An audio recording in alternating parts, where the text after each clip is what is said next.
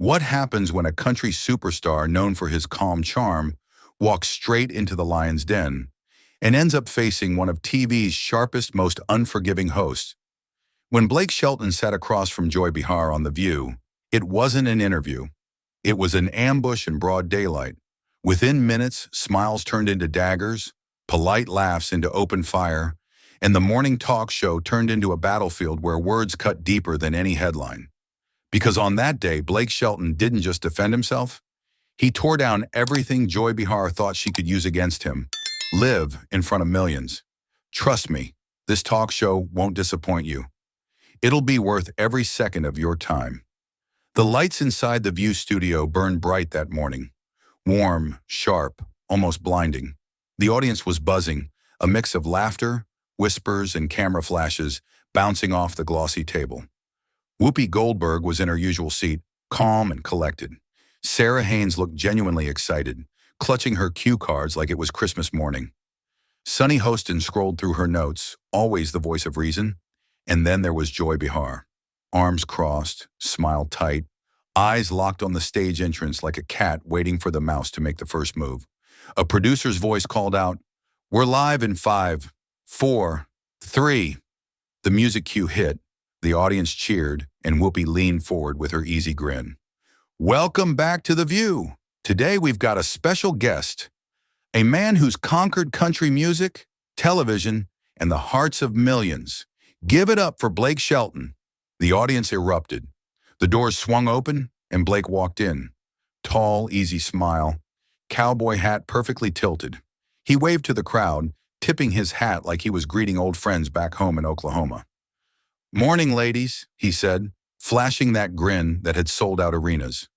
"Didn't expect this kind of welcome in New York." Sarah laughed.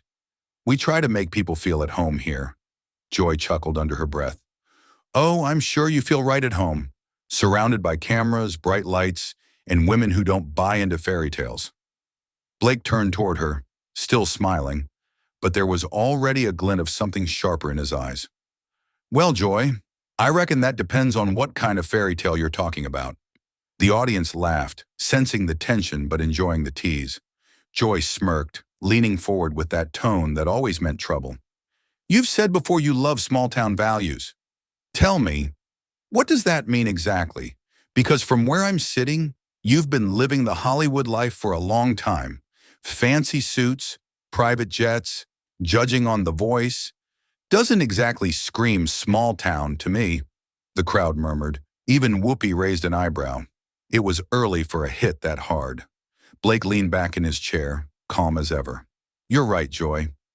I've been blessed, but the money doesn't change where I came from, or what I believe in."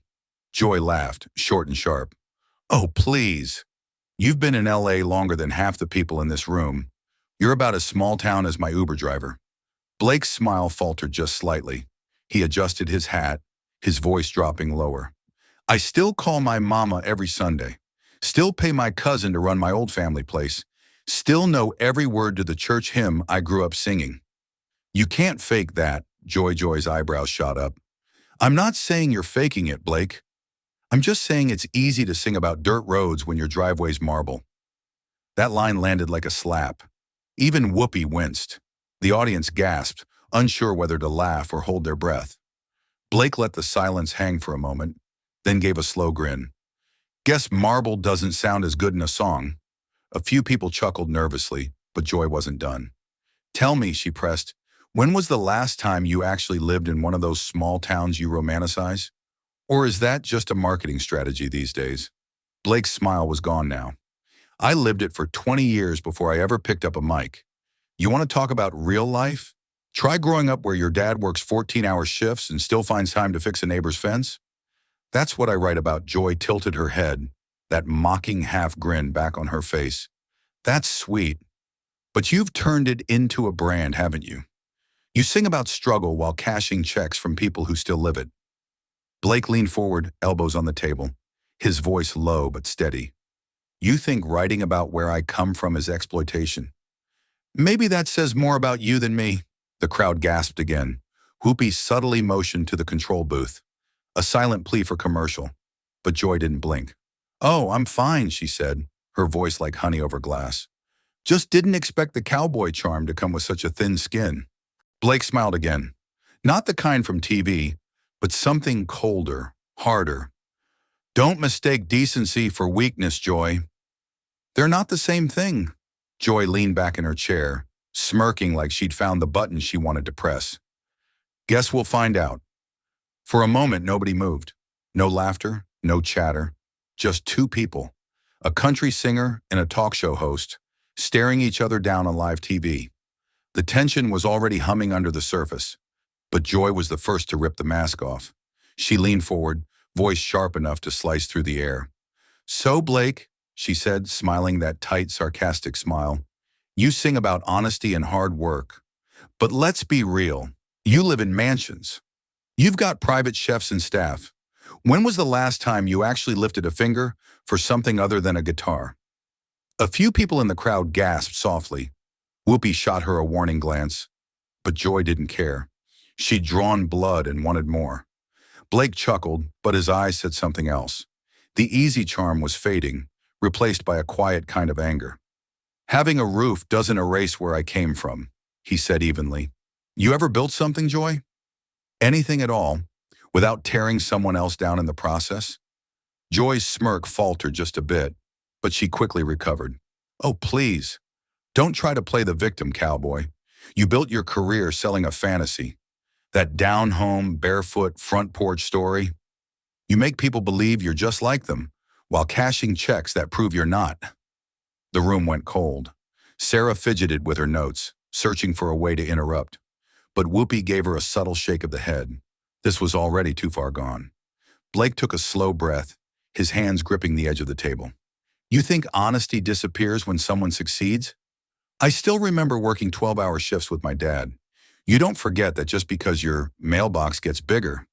Joy leaned in, voice dripping with mock sympathy. That's adorable, Blake. Really? But maybe you should write a song about tax brackets next time. Might hit closer to your reality. That one landed hard. A ripple of discomfort ran through the room. Blake's grin returned, but this time it didn't reach his eyes. You know, Joy, you talk like you've got it all figured out. But I've seen more humility in a small-town bar than I've ever seen on the set. Joy laughed coldly. Oh, spare me.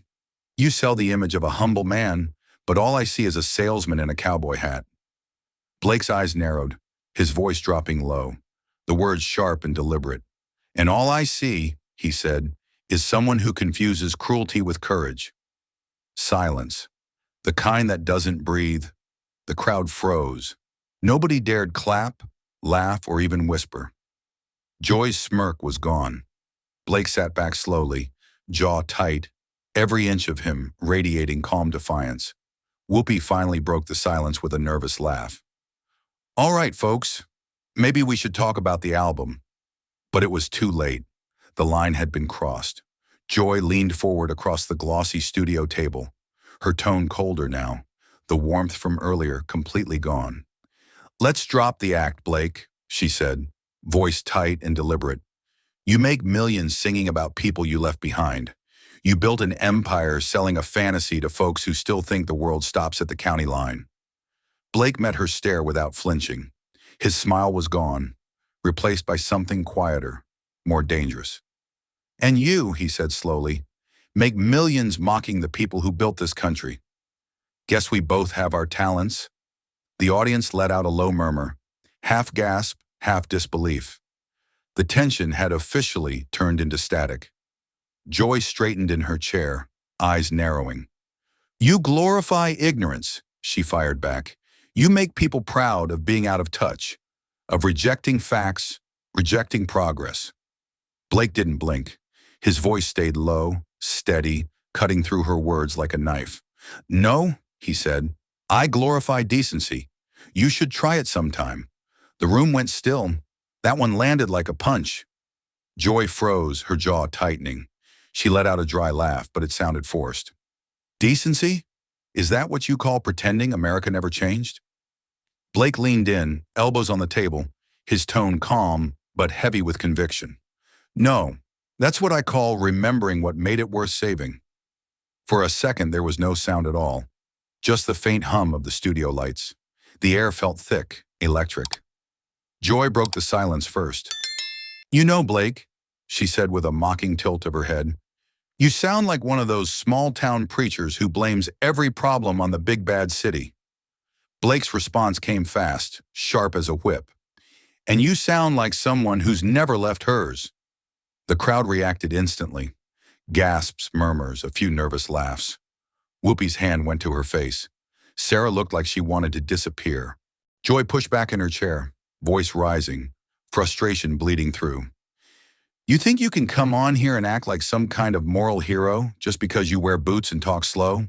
Please, you're just another rich man selling nostalgia to people desperate to feel special." Blake's jaw tightened. He didn't raise his voice. He didn't have to. "No, Joy," he said quietly. "I'm someone who remembers where I came from. You're someone who spent her life pretending she's above everyone who didn't." That line hit her hard. Joy froze, lips parting slightly, but no sound came out. The studio erupted, not with applause, not with laughter, but with that stunned silence that happens when everyone realizes they've just witnessed something that can't be taken back. Blake sat back in his chair, calm again, eyes locked on Joy's. The battle lines were drawn. The air in the studio was electric now. Joy had gone quiet for a few seconds. Too quiet. Then she leaned forward again, voice suddenly soft, syrupy, the kind of tone that always meant she was changing tactics. "You seem like a good guy, Blake," she said with a little laugh that didn't sound real. "Really? But don't you think singing about the old days, about small-town America, kind of keeps people stuck there? You're selling nostalgia when they should be looking forward." Her tone was smooth, almost caring, but her words were the same as a knife wrapped in velvet. Blake didn't even flinch. "Nostalgia isn't poison, Joy," he said quietly. Then after a pause, "Bitterness is." The smile on Joy's face froze, just a little too long. She laughed it off, but there was no warmth left. "I'm not bitter," she said sharply. "I'm honest." Blake tilted his head, studying her like a man who'd seen this kind of dance before. "No," he said slowly. "You're angry, because people love something that doesn't come from you." That hit her like a crack of thunder. The crowd stirred, a few people murmured. Joy blinked hard, eyes flashing. "Excuse me?" Blake didn't back down. "You talk about progress, about truth, but what you really mean is control. You can't stand that folks out there still believe in something simple, something you can't spin or shame or sell." Joy's jaw tightened. "Oh, please. Don't turn this into some moral crusade. You're an entertainer, not a prophet." Blake gave a small, knowing smile. "Funny, you say that like you're not performing right now." For a second, Joy said nothing, just stared, and that silence, that flicker of realization that he'd read her, was the most powerful thing yet. The mask slipped. Her expression hardened again, voice colder now. "You think you can psychoanalyze me on my own show?" Blake leaned back, calm, collected, unshaken. "You invited me here, Joy. Don't be surprised if I finally say what everyone else is too polite to." The studio had gone completely still. Joy's smile was gone now, replaced by that sharp, dangerous glare she wore whenever a guest dared to push back. Blake sat across from her, steady, unflinching. His voice was calm, but it carried weight that filled the room. "You lecture America every morning about tolerance," he said, eyes locked on hers, "then mock anyone who doesn't live where you do." Joy's laugh came out short, brittle. "I don't mock people, Blake. I mock hypocrisy." Blake didn't blink. "Then start with the mirror." That landed hard. Even the control room fell silent. Someone whispered, "Cut to break," but nobody moved. The cameras kept rolling, and both of them knew it. Joy leaned forward, her tone dripping with sarcasm. "You think you're some kind of hero because you strum a guitar and talk slow? You think the hat makes you bulletproof?" Blake's expression didn't change. "No, ma'am," he said evenly. "I'm untouchable because I don't need to scream to be heard." A ripple of ooze rolled through the audience like a wave. Sarah covered her mouth. Whoopi tried to step in, but Joy was already red-faced, her voice rising. Oh, so now you're better than me? Is that it? The quiet cowboy act makes you the moral authority. Blake leaned back slightly, his tone still controlled, almost quiet, which somehow made it sting more. No, Joy. It just means I don't mistake volume for truth. Joy's hands tightened around her cue cards. You're awfully smug for someone who sings about beer and tractors. And you're awfully angry for someone who claims to speak for the people, he replied. The line hit like a gunshot. The crowd gasped again. Joy blinked fast, realizing she'd lost the rhythm. And for the first time since the show began, she didn't have a comeback. Blake just sat there, calm as ever, eyes fixed on her, the quiet storm of someone who'd had enough. Joy's breathing had quickened, her face flushed with anger she could barely contain. Then she snapped. She pointed straight at him, her finger trembling with rage. Take that hat off and face reality, Blake. You hide behind it like it's armor. The audience gasped. A few even murmured, "Oh my God," under their breath. Blake didn't move at first. Then slowly, deliberately, he reached up, removed his cowboy hat, and set it down on the table between them. The gesture was quiet but commanding, and the silence that followed was deafening. Reality?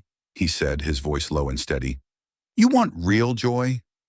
Real is watching your dad work until his hands bleed and still say grace before dinner. Real is helping your neighbor fix their roof even when you can barely pay your own bills. What's your version of real joy? Retweets? The audience went dead silent. Even the crew in the back stopped moving. Joy blinked rapidly, thrown off balance, but she recovered just enough to step back into the fight. You think that makes you special? She snapped. You think hardship gives you some moral high ground? Blake looked right at her, eyes sharp as steel. No, it just means I remember what it looks like. You talk about reality like it's a brand. I lived it. Joy's voice hardened. You're dangerous, Blake, she said, her tone rising, each word coated in venom. You make people comfortable in ignorance. You tell them to cling to a world that doesn't exist anymore. Blake leaned in, elbows on the table, his voice dropping to a near whisper. Calm, lethal, unshakable. And you, he said, make them miserable in knowledge. The words landed like a thunderclap. The camera zoomed in instinctively, catching the split second where their eyes locked. Joy's filled with fury. Blake's cold and unflinching. It wasn't a debate anymore. It wasn't even an argument. It was two worlds colliding. Faith versus cynicism, heart versus intellect, country versus city, and neither one was backing down.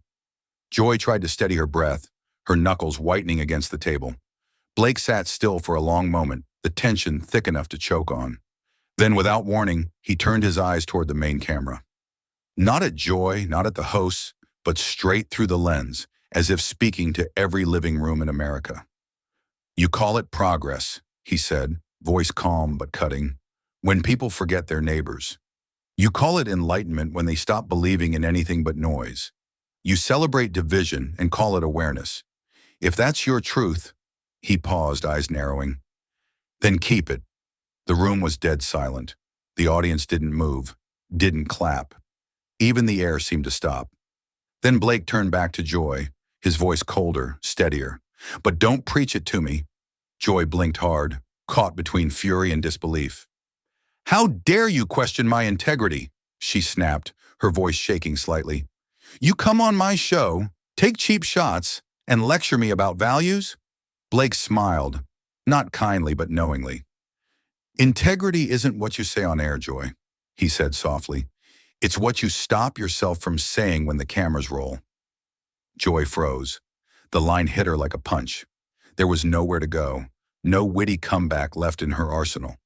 Her hands trembled slightly as she tried to laugh it off, but it came out thin, brittle. Blake stood slowly, his chair scraping back across the floor. Not loud, but final. Every camera followed him, every head turned. He walked toward the desk, leaned down just enough to meet Joy's eyes and said quietly, almost with pity, You built a career tearing down people you'll never understand. Maybe that's your talent. Mine's surviving it.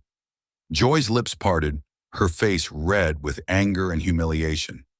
"Get off my set," she hissed, voice breaking. Blake straightened, tipped his head slightly. No smile this time, no showmanship. "Gladly," he said. He picked up his hat from the table, turned his back on the panel, and began walking off stage. The sound of his boots echoed through the silence, like a gavel striking down a verdict.